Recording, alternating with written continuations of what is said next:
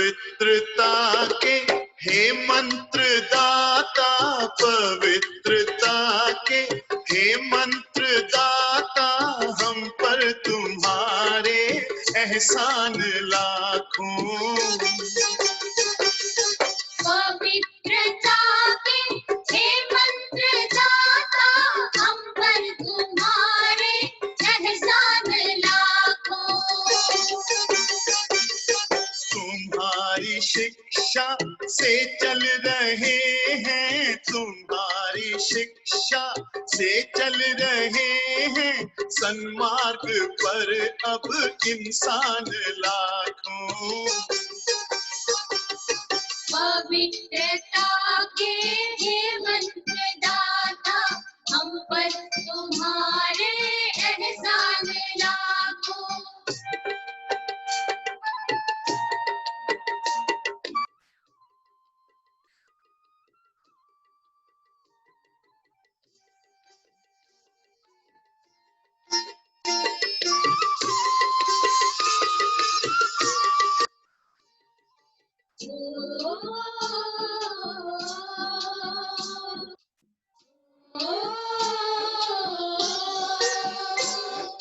तुमने भटकतों को रोशनी दी,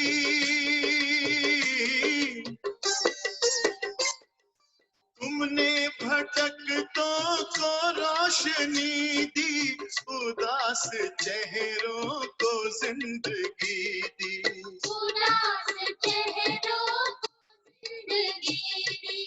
तुम्हारी ममता पे हो के मोहित, तुम्हारी ममता पे हो के मोहित, मन ही मन है कुर्बान लाखों। मन ही मन है लाखों। पवित्रता के हे मंत्र दाता, हम पर तुम्हारे एहसान लाखों।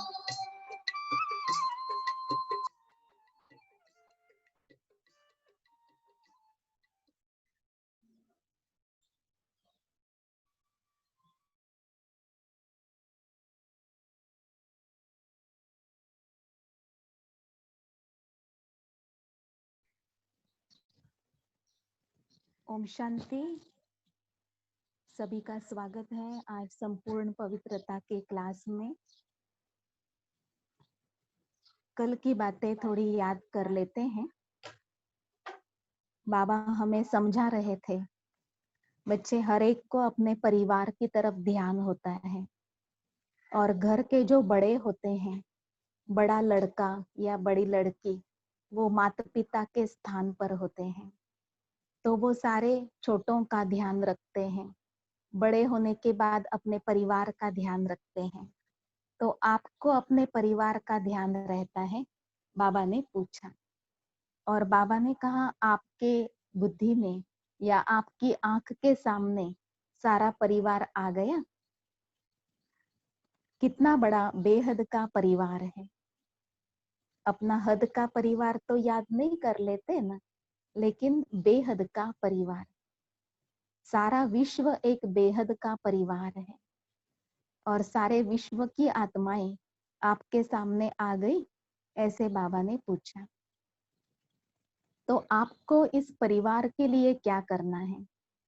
मास्टर ज्ञान सूर्य बन करके, मास्टर पवित्रता का सूर्य बन करके, मास्टर शक्तियों का सूर्य बन करके, इन सब को आपको अपनी लाइट देनी है।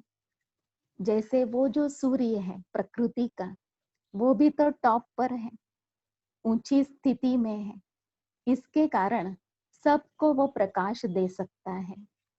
ऐसे हमारे लिए टॉप की स्टेज क्या है?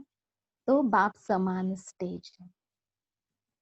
अंदर में अगर हम वो स्थिति बना लेते हैं, बाप समान स्थिति, तो उस स्थिति के द्वारा एक स्थान पर बैठे हुए हम सारे विश्व की सेवा करेंगे और आत्माओं की मनोकामनाएं जो हैं, सच्चा सुख ढूंढ रहे हैं, सच्ची शांति, सच्चा चैन ढूंढ रहे हैं, सच्चा प्यार ढूंढ रहे हैं, आत्माएं ईश्वर को ढूंढ रहे हैं, उनकी मनोकामना हम पूरी करा सकेंगे। अन्य आत्माओं की मनोकामनाएं पूरी करने के लिए स्वयं की इच्छाओं का त्याग करना पड़े या स्वयं की इच्छाओं को समाप्त करना पड़े। अगर स्वयं की इच्छाएं ही अभी तक पूरी नहीं हुई तो फिर विश्व की आत्माओं की इच्छाएं पूरी कैसे कर सकेंगे। तो बाबा ने पूछा है कि क्या आपकी इच्छाएं, आपकी मनोकामनाएं आपने पूर्ण कर ली। वैसे तो यही संकल्प था कि बाबा को पाना था, बाबा मिल गए, अभी और कुछ भी नहीं चाहिए। क्योंकि बाबा मिला माना उसमें सर्व प्राप्तियां आ गई। बाबा मिलना माना वर्षा मिलना, और वर्षे में क्या है, वर्तमान समय पर ज्ञान है, सुख, शांति, आनंद, पवित्रता, शक्तियां हैं। फिर भविष्य पद है, भविष्य भाग्य है, और उसमें भी सारा सुख, शांति, पवित्रता अधिकार के रूप में समाया हुआ है। इसलिए बाबा मिलना माना सब कुछ मिलना। तो बच्चों के दिल का गीत तो है कि बाबा मिला, संसार मिला। कोई बात की कमी बाबा नहीं रखते हैं, लेकिन बच्चों की हद की इच्छाएं जो होती हैं वो अगर परेशान करती रहती हैं, तो ये जो आत्माओं की इच्छाएं पूरा करने का कर्तव्य है उसमें बहुत देरी करेंगे। क्योंकि बाबा ने कहा अभी तो आपके पास लाइन लगने वाली है। बहुत आत्माएं आएंगी, कहेंगे कि आपने तो बहुत कुछ पाया, अभी हमें दो, हमें अनुभव कराओ, हमें ईश्वरीय मिलन का अनुभव कराओ, हमें शांति दो, सुख दो। आत्माओं की क्यों लगने वाली है आपके पास।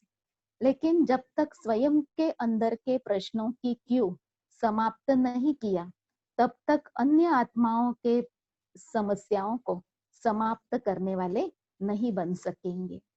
इसलिए बाबा ने कहा अंदर अभी यही नारा लगाओ, इच्छा मात्रम अविद्या।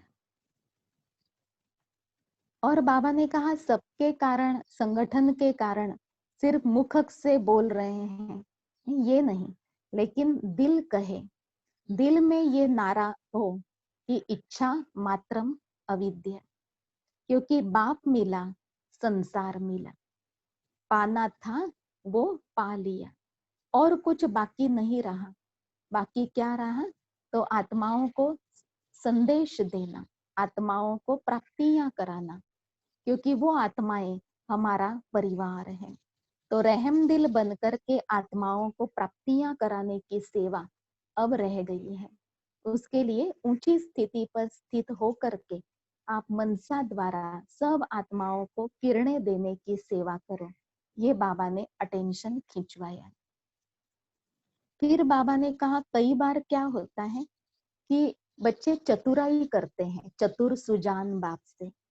क्या चतुराई करते हैं, होती अपनी इच्छा है, लेकिन कहते हैं कि ये जो सेल्वेशन है ये सेवा अर्थ चाहिए, ये चीज मुझे सेवा अर्थ चाहिए, ऐसे कहते हैं। तो कहने में आता है सेवा अर्थ, लेकिन होती है अपनी इच्छा। तो चतुर सुजान बाबा को क्या बच्चों की चतुराई पता नहीं पड़ती होंगी, पता पड़ती है, फिर भी बाबा चलाते हैं। क्योंकि बाबा को तो सभी बच्चों को संपन्न बनाना है, नंबरवार, साथ में घर लेके जाना है, इसलिए संगम युग में चलाना ही है। तो बाबा कभी किसी के प्रति मन में वो भाव नहीं रखते, लेकिन जो आत्मा ऐसे ऊपर से चतुराई करके कोई सेल्वेशन, साधन, नाम, मान आदि अपने को प्राप्त कर लेते हैं, तो ऊपर से दिखाएंगे कि हमने बहुत कुछ पाया है, हमने बहुत कुछ मनवाया है बाबा से, निमित्त आत्माओं से, हमारे कहने प्रमाण उन्होंने किया है, परंतु अंदर अंदर वो अप्राप्त, अशांत और कोई दुख की फीलिंग में रहेंगे। अंदर उनको भरपूरता का अनुभव नहीं होगा, बाबा के दिल तक नशीन होने का अनुभव नहीं होगा, क्योंकि चतुराई से बाबा से कोई प्राप्ति करने की कोशिश करते हैं।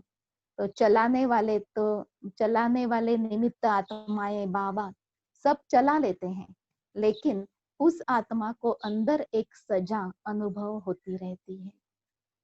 ये भी बाबा ने इशारा दिया है।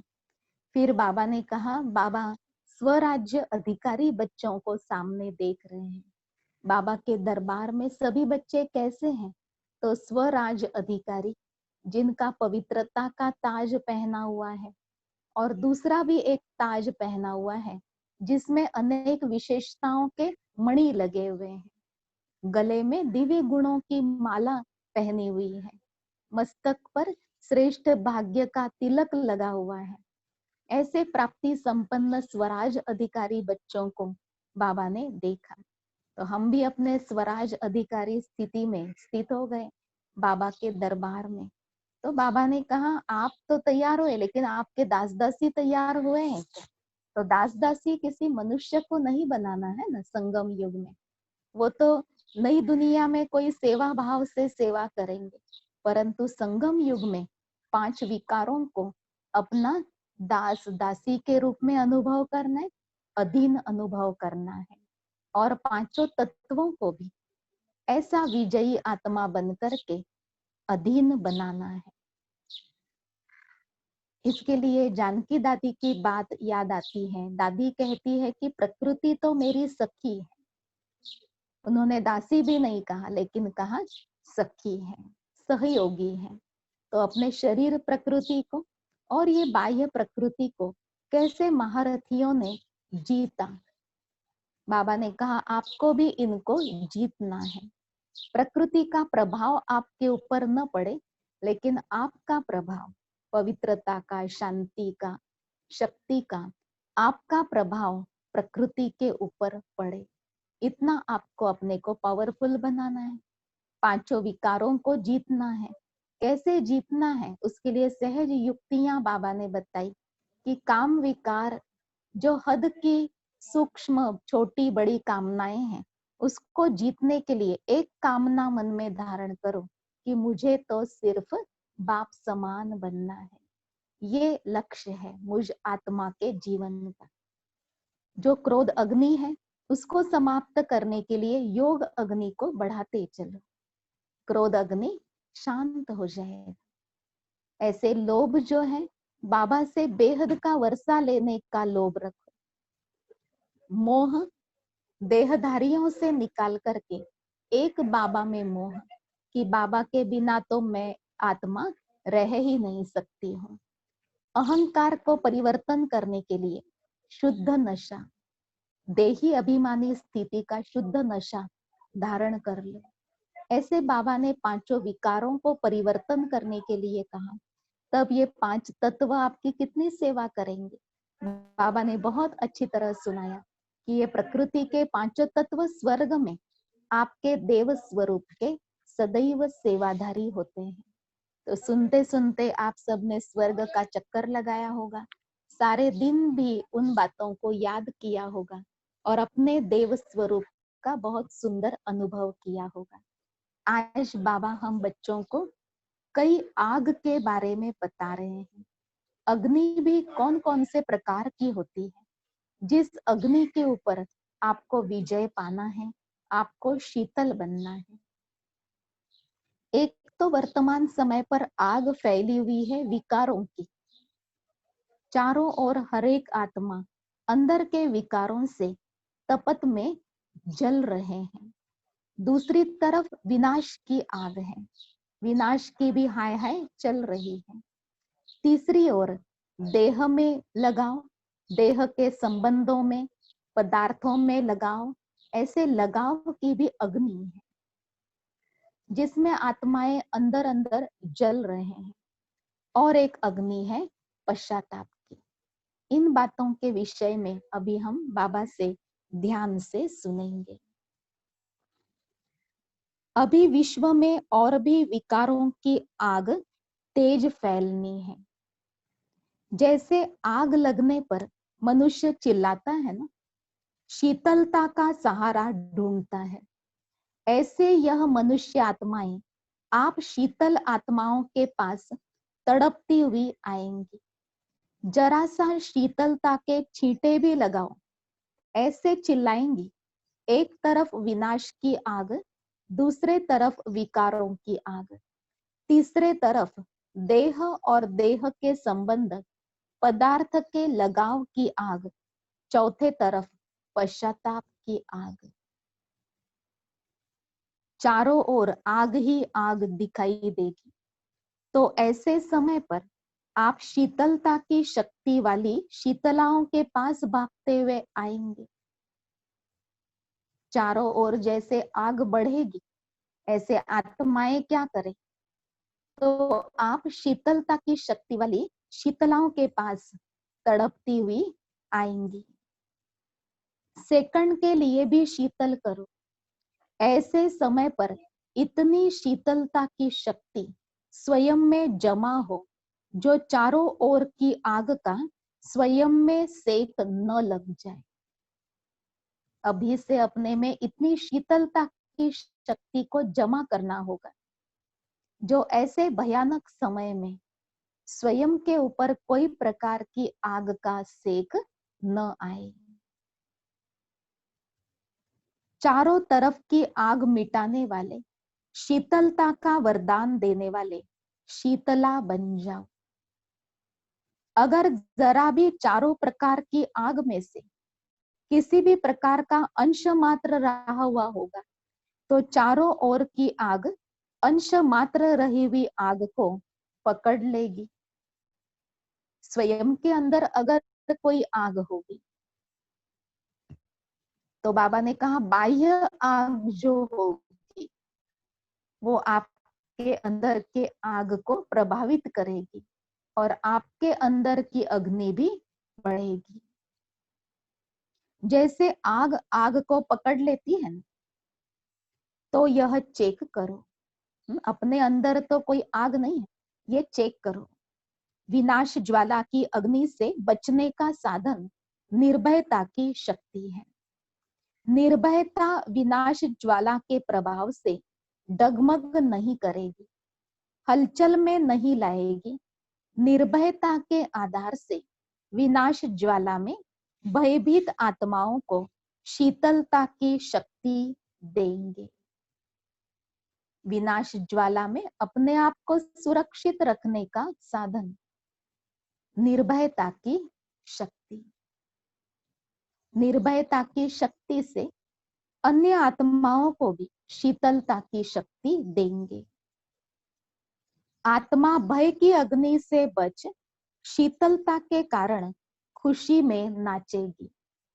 विनाश देखते भी स्थापना के नजारे देखेंगे। उनके नयनों में एक आंख में मुक्ति स्वीट होम, दूसरी आंख में जीवन मुक्ति अर्थात स्वर्ग समाया हुआ होगा।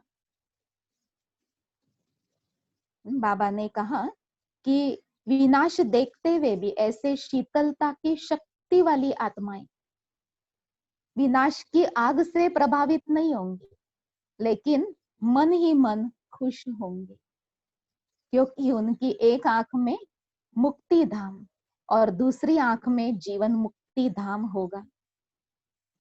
उनको अपना घर और राज्य ही दिखाई देगा।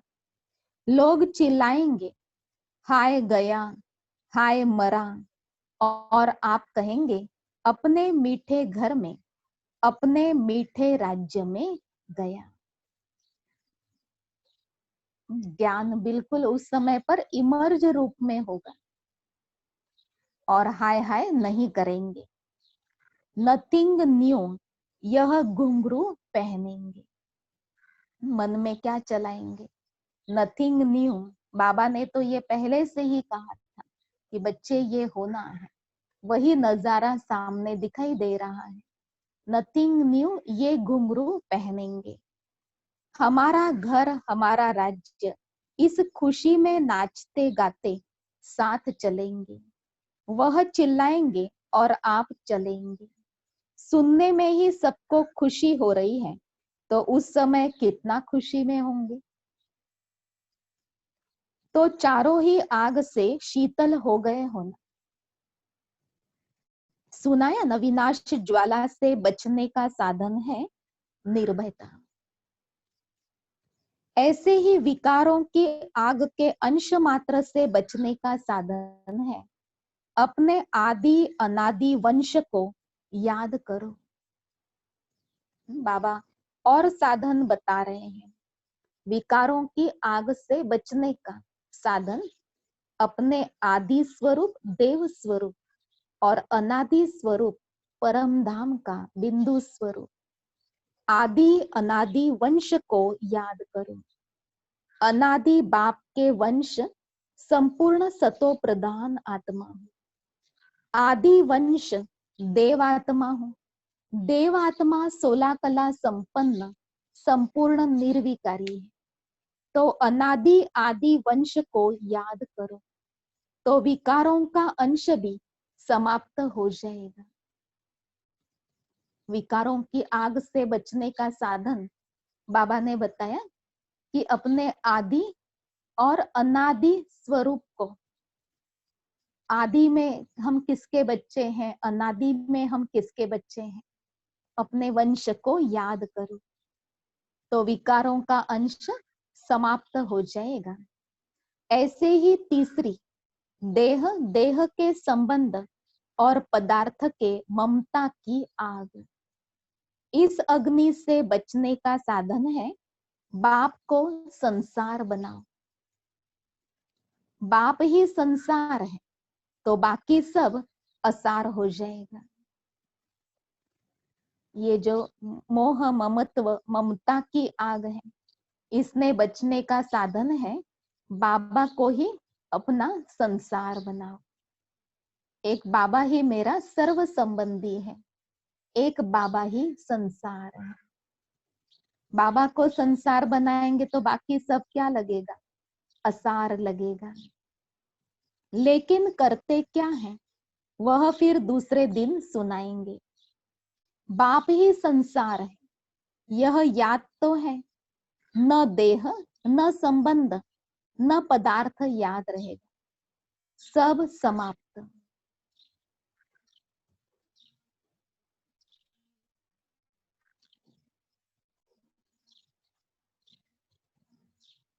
चौथी बात पश्चाताप की आग।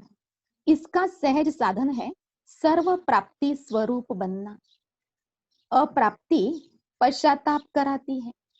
पश्चाताप की आग से मुक्त होने का साधन क्या है, तो सर्व प्राप्ति स्वरूप बनना। क्योंकि अप्राप्तियां पश्चाताप कराती है, प्राप्ति पश्चाताप को मिटाती है। अब हर प्राप्ति को सामने रख कर चेक करो, किसी भी प्राप्ति का अनुभव करने में रह तो नहीं गए हैं। प्राप्तियों की लिस्ट तो आती है ना, अप्राप्ति समाप्त और पश्चाताप समाप्त। अब इन चारों बातों को चेक करो, तब ही शीतलता स्वरूप बन जाएंगे। औरों की तपत को बुझाने वाले शीतल योगी व शीतला देवी बन जाएंगे। तो समझा शीतलता की शक्ति क्या है। जब ये सारी तपत को अपने अंदर से मिटाएंगे तब तो शीतल बनेंगे और दूसरों के अंदर की इस तपत को मिटा सकेंगे, अपने को सुरक्षित कर सकेंगे। स्वच्छता अर्थात पवित्रता। तुम इस समय बाप द्वारा पवित्रता का जन्म सिद्ध अधिकार प्राप्त करते हो। पवित्रता व स्वच्छता अपना स्वधर्म जानते हो, इसलिए पवित्रता को अपनाने के कारण जहां आपका अधिकार होगा वहां पवित्रता व स्वच्छता अभी भी यादगार के रूप में चल रही है। बाबा ने कहा पवित्रता को अपनाने के कारण जहां आपका यादगार होगा, उस यादगार स्थान पर क्या क्या होता है, पवित्रता, स्वच्छता, शांति और इष्ट देव की देवी की मूर्ति के द्वारा सबको शक्ति प्राप्त होती है। तो बाबा ने कहा संगम युग के आपके इस पवित्रता जन्म सिद्ध अधिकार को प्राप्त करने से जहां आपका यादगार बनेगा वहां पर ये आपकी प्राप्तियां झलकती रहेंगी। और आधा कल्प तो है ही पवित्र पालना, पवित्र दुनिया। तो आधा कल्प पवित्रता से पैदा होते, पवित्रता से चलते, और आधा कल्प पवित्रता से पूजे जाते।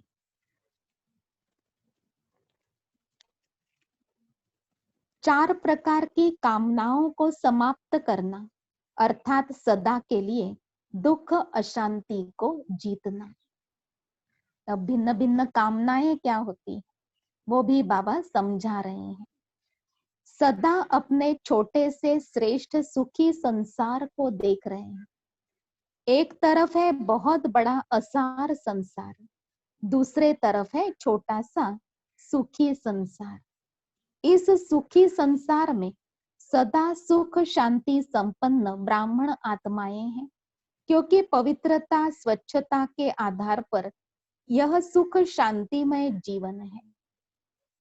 एक तरफ बेहद के संसार को बाबा ने कहा असार संसार, फिर ये जो ईश्वरीय संसार है ये छोटा सा संसार है, और इसको बाबा ने कहा सुखी संसार, क्योंकि इस संसार में सदा सुख शांति संपन्न ब्राह्मण आत्माएं हैं, क्योंकि पवित्रता स्वच्छता के आधार पर यह सुख शांतिमय जीवन है। जहाँ पवित्रता व स्वच्छता है वहां कोई भी दुख अशांति का नाम निशान नहीं। पवित्रता के किले के अंदर यह छोटा सा सुखी संसार है। अगर पवित्रता के किले के संकल्प द्वारा भी तब बाहर जाते हो तो दुख अशांति का अनुभव करते हो। पवित्रता के किले के बाहर जब थोड़ा भी जाते हो, कोई प्रकार की अपवित्रता का सहारा ले लेते हो, तो बाबा ने कहा दुख अशांति का अनुभव करते हो। यह बुद्धि रूपी पांव किले के अंदर रहे, अर्थात जो पवित्रता की मर्यादाएं बाबा ने दी, इन मर्यादाओं के अंदर सदैव बुद्धि रूपी पांव रहे। बुद्धि हमेशा बाबा ने दी हुई मर्यादा के अनुकूल चले। तो स्वप्न में तो क्या, संकल्प में भी दुख की अशांति की लहर आ नहीं सकती। दुख और अशांति का जरा भी अनुभव होता है तो अवश्य कोई न कोई अपवित्रता का प्रभाव है। पवित्रता सर्व काम जीत जगत जीत बनना सिर्फ ये नहीं, सिर्फ काम विकार के अंश वंश को जीतना ये नहीं, लेकिन उसकी भी सूक्ष्म परिभाषा बाबा ने समझाई है। काम विकार का वंश सर्व हद की कामनाएं हैं। काम जीत अर्थात सर्व कामनाएं जीत, क्योंकि कामनाएं अनेक विस्तार पूर्वक हैं। कामना एक है वस्तुओं की, कामनाएं चार प्रकार की हैं, वो बाबा समझा रहे हैं। पहला, वस्तुओं की कामना। अपने को चेक करते जाएंगे कि कितने प्रकार की इच्छाएं हमारे मन में एक के बाद एक आती ही रहती हैं, वस्तुओं की कामनाएं। दूसरी, व्यक्ति द्वारा हद के प्राप्ति की कामना। दूसरी कामना जो है व्यक्ति द्वारा हद के प्राप्ति की। किसी व्यक्ति द्वारा हमें केयर मिले, नाम मिले, प्यार मिले, किसी व्यक्ति द्वारा हमें कोई प्राप्ति हो, सहारा मिले। तीसरी, संबंध निभाने में भी हद की कामनाएं अनेक प्रकार की उत्पन्न होती है। लौकिक संबंध, अलौकिक संबंध निभाने में भी हद की कामनाएं क्या क्या होती, संबंध निभाते तो हैं लेकिन कामनाओं के साथ निभाते हैं। और वो जो इच्छाएं होती हैं वो इच्छाएं भी कभी समाप्त नहीं होती। जैसे भीम की भूख कभी समाप्त नहीं होती थी, ऐसे इन इच्छाओं को कहा जाता है भीम की भूख जैसा। क्योंकि ये इच्छाएं कब पूरी नहीं होने वाली। हमारे कहने प्रमाण किसी व्यक्ति ने चलो हमको प्यार दे दिया, मान दिया, तो क्या फिर अगले दिन नहीं मांगे? अगले दिन फिर उसी इच्छा से उस व्यक्ति के सामने होंगे। तो इच्छाएं क्या बनाती? विकारी बनाती हैं। चौथी, सेवा भावना में भी हद की कामना का भाव उत्पन्न होता है। सेवा में भी माया आती है, सेवा भावना में भी हद की कामना का भाव उत्पन्न होता है। ऐसे बाबा ने कहा, इन 4 प्रकार की कामनाओं को समाप्त करना अर्थात सदा के लिए दुख अशांति को जीतना। कौन कौन सी? बाबा ने कामनाएं बताई 4 प्रकार की। एक, वस्तुओं की कामना। दूसरी, व्यक्ति द्वारा हद के प्राप्ति की कामना। तीसरा, संबंधों में अपना कर्तव्य निभाते हुए, संबंध निभाते हुए भी हद की अनेक प्रकार की इच्छाएं। और चौथा, सेवा भाव में भी कामना आ जाती है। अब अपने आप से पूछो, इन 4 ही प्रकार की कामनाओं को समाप्त किया है? कोई भी विनाशी वस्तु अगर बुद्धि को अपनी तरफ आकर्षित करती है तो जरूर कामना का रूप लगाव हुआ। रॉयल रूप में शब्द को परिवर्तन करके कहते हो, इच्छा नहीं है लेकिन अच्छा लगता है। बच्चे फिर शब्द को परिवर्तन करके क्या कहते हैं कि इच्छा नहीं है लेकिन अच्छा लगता है, इसलिए उनकी तरफ बुद्धि का झुकाव होता है। चाहे वस्तु हो या व्यक्ति हो, लेकिन किसी के भी प्रति विशेष आकर्षण है, वो ही वस्तु व व्यक्ति ही अच्छा लगता है, अर्थात कामना है, इच्छा है। सब अच्छा लगता है, यह है यथार्थ। लेकिन यही अच्छा लगता है, ये है अयथार्थ। कुछ भी अच्छा नहीं लगता, ये है असार संसार को समझना और ईश्वरीय संसार को, अपने बाबा के परिवार को यथार्थ समझना। बाकी यही अच्छा लगता है, ये जो किसी के प्रति विशेष आकर्षण होगा उसको बाबा ने कहा अयथार्थ, रॉन्ग है। और सब अच्छा लगता है, सारी दुनिया ही अच्छी लगती है, ये है यथार्थ। यह इच्छा का रॉयल रूप है। चाहे किसकी सेवा अच्छी लगती, किसकी पालना अच्छी लगती, किसके गुण अच्छे लगते, किसकी मेहनत अच्छी लगती, किसका त्याग अच्छा लगता, किसका स्वभाव अच्छा लगता, लेकिन अच्छाई की खुशबू लेना व अच्छाई को स्वयं में धारण करना अलग बात है। लेकिन इस अच्छाई के कारण यही अच्छा है, यही अच्छी है, ये इच्छा में बदल जाता है। किसी को अच्छा कहना, बाबा ने कहा धीरे धीरे क्या होता है, वो इच्छा के रूप में, कामना के रूप में परिवर्तन हो जाता है, जो दुख और अशांति का सामना नहीं कर सकते हैं। अगर कोई संकल्प में इच्छा मात्र कमजोरी है तो उसके कारण दुख, अशांति, परिस्थितियों का, परीक्षाओं का सामना नहीं कर पाएंगे। एक है अच्छाई के पीछे अपने को अच्छा बनने से वंचित करना, एक है अच्छाई को देख करके अपने को अच्छा बनाना चाहिए लेकिन वैसे स्वयं अच्छा बनने से वंचित करना। फलाने अच्छे हैं ये समझ करके उनके प्रभाव में आ जाना। दूसरी, दुश्मनी की कामना भी नीचे ले आती है। एक है प्रभावित की कामना, दूसरी है किसी से वैर व ईर्ष्या की भावना की कामना। एक तो है प्रभावित की कामना, दूसरी है किसी से वैर व ईर्ष्या की भावना की कामना। दुश्मनी की भावना अंदर जब होती है तो अपनी स्थिति को ऊंची स्टेज से नीचे ले आते हैं। और दूसरी बात बाबा ने कहा वैर भावना, ईर्ष्या भावना, ये भी तो आसुरी संस्कार है। वह भी सुख शांति को समाप्त कर देती है। सदा ही मन हलचल में आता है। प्रभावित होने के लक्षण लगाव और झुकाव है। ऐसे ईर्ष्या व दुश्मनी का भाव उसकी निशानी है। जिद करना और सिद्ध करना। बाबा निशानियां बता रहे हैं। प्रभावित होने की निशानियां है लगाव झुकाव, और ईर्ष्या या दुश्मनी का भाव घृणा उसकी निशानी है। जिद करना, अपने आप को सिद्ध करना, या किसी के लिए हमारी जो भावना है उस बात को सिद्ध करना, सिद्ध करवाना। दोनों ही भाव में कितना एनर्जी, समय खत्म कर देते हैं यह मालूम नहीं पड़ता। दोनों ही बहुत नुकसान देने वाले हैं।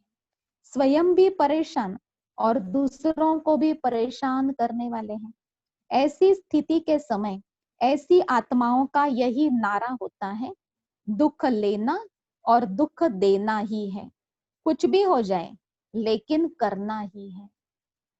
बाबा ने कहा ईर्ष्या और दुश्मनी की भावना वाली आत्मा का नारा क्या हो जाता? दुख लेना ही है और दुख देना ही है। कुछ भी हो जाए लेकिन करना ही है। यह कामना उस समय बोलती है, ब्राह्मण आत्मा नहीं बोलती। बाबा ने कहा जब अंदर कामनाएं होती हैं तो कामनाएं बोलती हैं दुख मिलेगा ही, दुखी तो होंगे ही, या दुख देना ही है। इस प्रकार का भी उनका व्यवहार होगा। इसलिए क्या होता है, सुख और शांति के संसार से बुद्धि रूपी पांव बाहर निकल जाता है। इसलिए इन रॉयल कामनाओं के ऊपर भी विजयी बनो। इन इच्छाओं से भी इच्छा मात्रम अविद्या की स्थिति में आओ। इच्छाएं जो है वो हद की हैं और जाना है बेहद में। इसलिए बाबा ने कहा इन इच्छाओं को चेक करके अब समाप्त करो।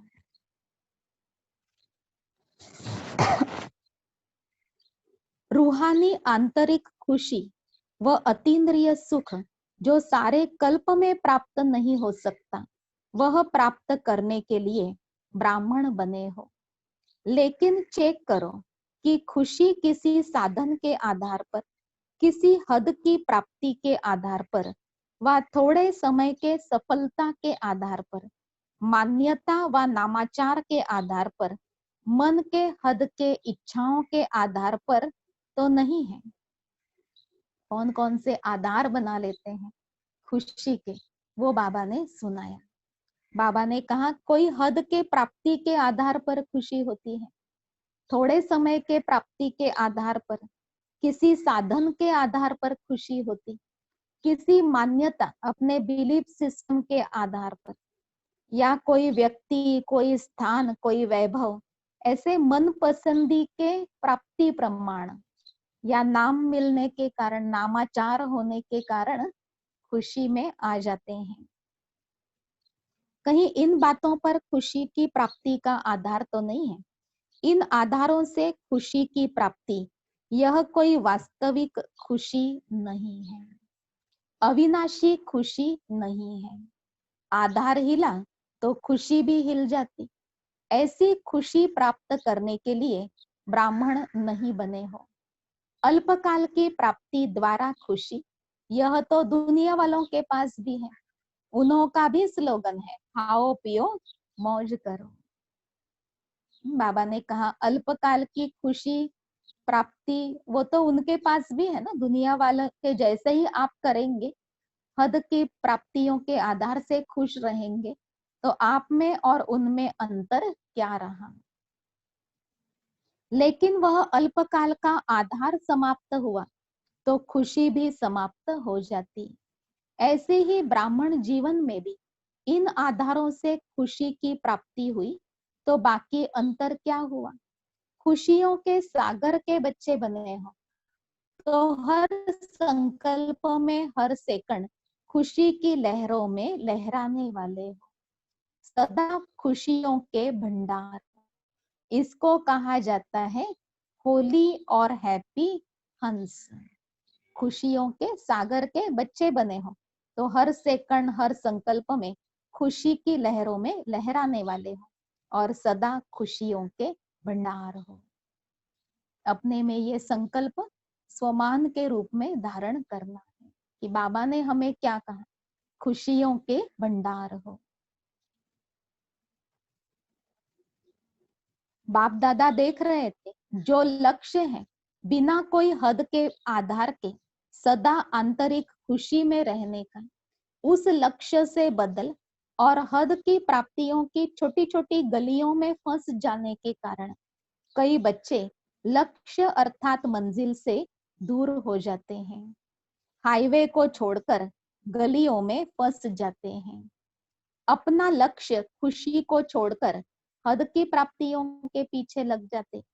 आज नाम हुआ व काम हुआ, इच्छा पूर्ण हुई तो खुशी है। मन पसंद, संकल्प पसंद प्राप्ति हुई तो बहुत खुशी, थोड़ी कमी हुई तो लक्ष्य वहां ही रह जाता है।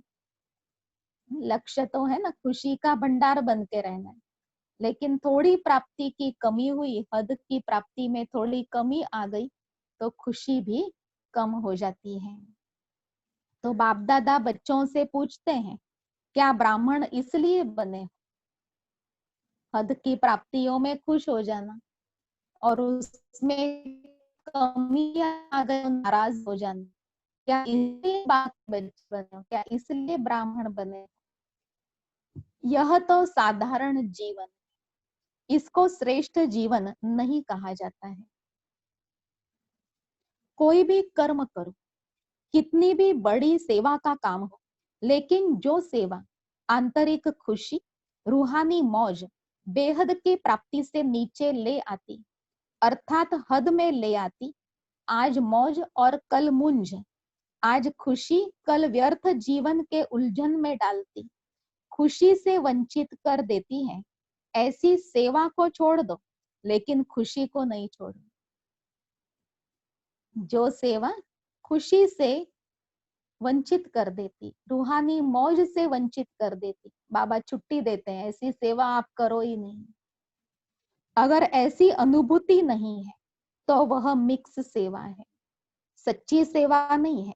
यह लक्ष्य सदैव रखो कि सेवा द्वारा स्व उन्नति, स्व प्राप्ति, संतुष्टता, महानता की अनुभूति हुई। चेक करना है कि हम जो सेवा कर रहे अच्छे दिल से कर रहे हैं, इस सेवा द्वारा हमको संतुष्टता, स्व उन्नति, स्व प्राप्ति की अनुभूति हुई। जहां संतुष्टता की महानता होगी वहां अविनाशी प्राप्ति की अनुभूति होगी। सेवा अर्थात फूलों के बगीचे को हरा भरा करना, सेवा अर्थात फूलों के बगीचे का अनुभव करना, न कि कांटों के जंगल में फंसना।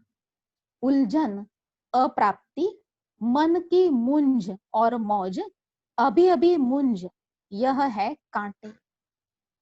इन कांटों से किनारा करना अर्थात बेहद खुशी का अनुभव करना है। बाबा ने कहा अभी अभी मुंज, अभी अभी मौज, ये है कांटे, उलझन, अप्राप्ति, ये कांटे हैं। इन कांटों से किनारा आपको करना होगा। इन कांटों से मुक्त होने के लिए आपको क्या क्या करना पड़ेगा, कौन कौन सी बातों का त्याग करना पड़ेगा, वो त्याग करो, लेकिन कांटों का किनारा जरूर करो, क्योंकि इन कांटों का किनारा करना माना बेहद खुशी का अनुभव करना। कुछ भी हो जाए, हद की प्राप्ति का त्याग भी करना पड़े, कई बातों को छोड़ना भी पड़े, बातों को छोड़ो लेकिन खुशी को नहीं छोड़ो। जिसके लिए आए हो उस लक्ष्य से किनारे न हो जाओ, यह सूक्ष्म चेकिंग करो। खुश तो हैं, लेकिन अल्पकाल की प्राप्ति के आधार से खुश रहना, इसी को ही खुशी तो नहीं समझते। कहाँ साइड सीन को ही मंजिल तो नहीं समझ रहे, क्योंकि साइड सीन भी आकर्षण करने वाले होते हैं। अल्पकाल के नाम मान प्यार के जो भी साइड सीन है, बाबा ने कहा वो भी तो आकर्षण करने वाले होते हैं, लेकिन मंजिल को पाना अर्थात बेहद के राज अधिकारी बनना, मंजिल से किनारा करने वाले, विश्व के राज अधिकारी नहीं बन सकते, रॉयल फैमिली में नहीं आ सकते। इसी लक्ष्य को, मंजिल को सदा स्मृति में रखो। अपने से पूछो, चलते चलते कहाँ कोई हद की गली में तो नहीं पहुंच रहे। अल्पकाल की प्राप्ति की खुशी सदा काल की खुश नसीबी से किनारा तो नहीं करा रही है। थोड़े में खुश होने वाले नहीं हो। थोड़ा ही किसी ने प्यार दे दिया, व्यक्तियों से नाम मिला, नामी ग्रामी हो गए, तो बाबा ने कहा हद की प्राप्तियों में यहाँ अगर खुश हो जाएंगे, उसी में फंसे रहेंगे, तो अपने लक्ष्य से आप वंचित होंगे और बेहद की प्राप्तियों से भी वंचित हो जाएंगे। अपने आप को खुश तो नहीं कर रहे हो, जैसी हूं वैसी हूं, ठीक हूं, खुश हूं। अविनाशी खुशी की निशानी है उनको औरों से भी सदा खुशी की दुआएं अवश्य प्राप्त होंगी। अविनाशी खुशी की निशानी, उनको औरों से भी सदा खुशी की दुआएं प्राप्त होंगी। बाप दादा और निमित्त बड़ों के स्नेह की दुआएं अंदर अलौकिक आत्मिक खुशी के स्नेह के सागर में लहराने का अनुभव कराएंगे। बाबा ने कहा जो खुश रहते हैं, जो ठीक हैं, अविनाशी खुशी में है, कहते हैं ना हम तो ठीक हैं, तो उनको फिर बाबा की तरफ से, निमित्त बनी हुई आत्माओं की तरफ से भी, बड़ों की तरफ से स्नेह, खुशी की दुआएं अंदर अलौकिक खुशी का अनुभव कराएंगी। अलबेलेपन में ये नहीं सोचना मैं तो ठीक हूँ लेकिन दूसरे मेरे को नहीं जानते। कई बच्चे कहते हैं ना कि हम तो ठीक हैं लेकिन हमको दूसरे समझते नहीं, हमको दूसरे जानते नहीं, पहचानते नहीं, हमारे विशेषताओं को, हमारे पुरुषार्थ को, हमारी स्थिति को। क्या सूर्य की रोशनी छिप सकती है? सत्यता की खुशबू कभी मिट नहीं सकती, छिप नहीं सकती, इसलिए धोखा कभी नहीं खाना। यही पाठ पक्का करना, पहले अपने बेहद की अविनाशी खुशी और फिर दूसरी बातें। बेहद की खुशी सेवा की व सर्व के स्नेह की, सर्व द्वारा अविनाशी सम्मान प्राप्त होने की खुश नसीबी अर्थात श्रेष्ठ भाग्य स्वतः ही अनुभव कराएगी। जो सदा खुश है वह खुश नसीब है। जो सदा खुश है उनको बाबा की, बड़ों की स्नेह की सकाश मिलती रहती, तो बाबा ने कहा वही खुश नसीब है। बिना मेहनत, बिना इच्छा व बिना कहने के सर्व प्राप्ति उनको सहज होगी। तो यह पाठ पक्का किया, खुश रहना है, ये पाठ आज बाबा ने पढ़ाई। और खुश रहने के लिए क्या क्या करना है, कौन सी बातों का सहारा लो, कौन सी बातों का सहारा बिल्कुल नहीं लेना है, ये बातें बाबा ने समझाई। तो बाबा ने कहा ये पाठ पक्का हुआ, चलिए बाबा की याद में अपने चिंतन के साथ कुछ पलों के लिए हम सब संगठन में एक जैसे संकल्प करते हैं, अपने आप के लिए सोचते हैं, मैं होली और हैप्पी हंस हूँ।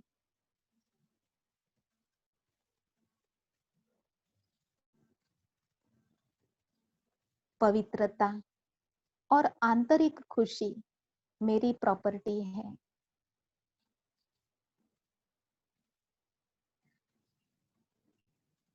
बाप समान बनना, बेहद का भाग्य पाना मेरे जीवन का लक्ष्य है।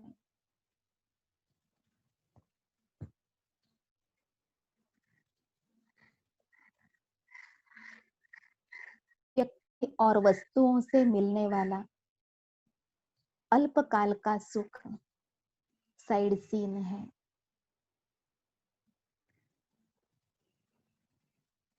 व्यक्ति, वस्तु, वैभव आकर्षित करते हैं, यह माया है।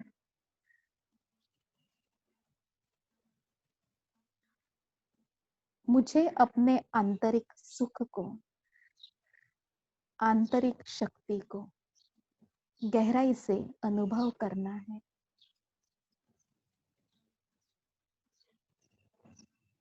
फरिश्ता स्वरूपधारी बाप दादा सामने है।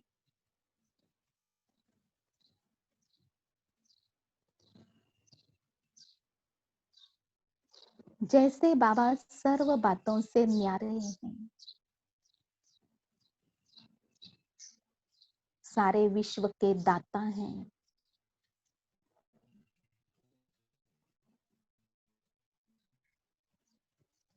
ऐसे मुझ आत्मा को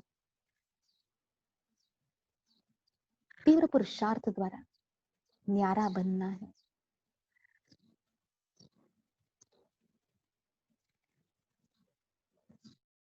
भूख को चेक करके समाप्त करना है।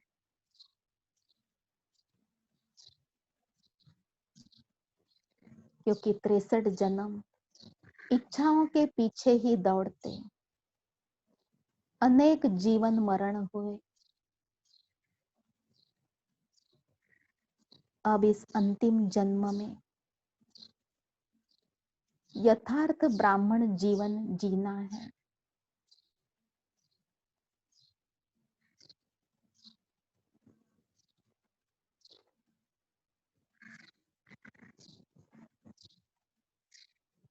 शिव बाबा ने यथार्थ और अयथार्थ का स्पष्ट ज्ञान मुझ आत्मा को दे दिया।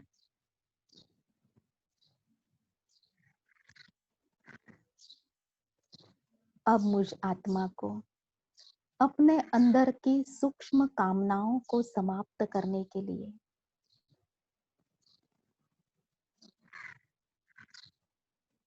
संपन्नता का, सर्व प्राप्तियों का अनुभव बढ़ाना है।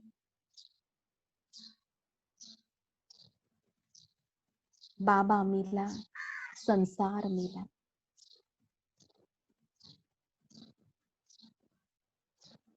मुझ आत्मा के साथ बाबा है तो सब कुछ है।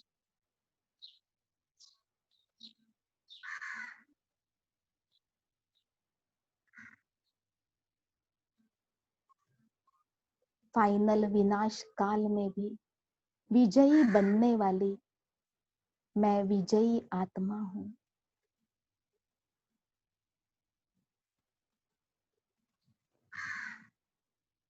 समय समय पर उठने वाली इच्छाओं पर ज्ञान और योग से विजय प्राप्त करने वाली मैं प्राप्ति स्वरूप आत्मा हूं।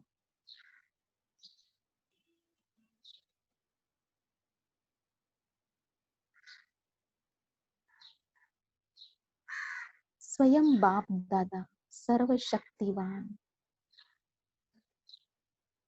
मेरे मार्गदर्शक हैं।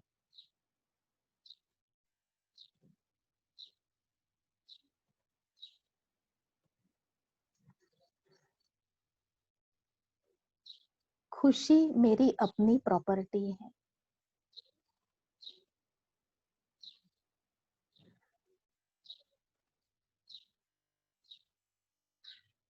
मैं आत्मा खुशी के भंडार से भरपूर हूं।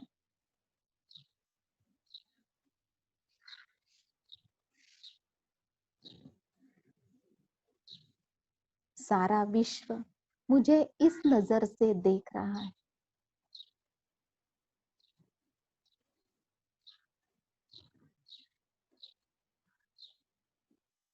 मुझे सारे विश्व की आत्माओं की मनोकामनाएं पूर्ण करने योग्य बनना है।